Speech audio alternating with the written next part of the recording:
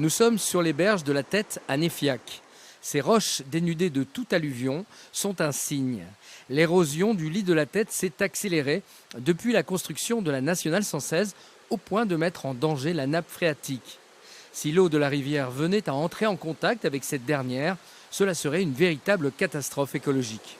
C'est un phénomène qu'on observe depuis 1937, puisque le syndicat a compilé toutes les données existantes pour mesurer l'altitude de la rivière de la Tête, notamment du barrage de Vinça à l'entrée de Perpignan. Et c'est un phénomène d'enfoncement généralisé du lit qu'on constate, qui prend une ampleur particulière ici à Néfiac, mais qui existe aussi, et en particulier sur 13-15 km entre Saint-Féliu-d'Abaille et l'autoroute.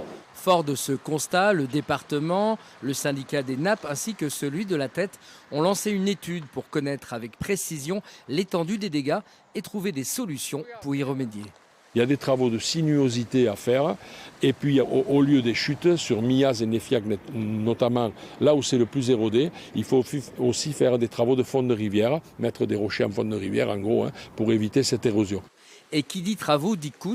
On parle d'un budget de 150 millions pour traiter un tronçon de 15 km de la rivière, une somme colossale selon le syndicat de la Tête. Vous savez que nous en sommes là parce qu'on a enlevé 3 millions de mètres cubes d'alluvions entre le barrage de Vinça et la commune de Perpignan pour réaliser la 116.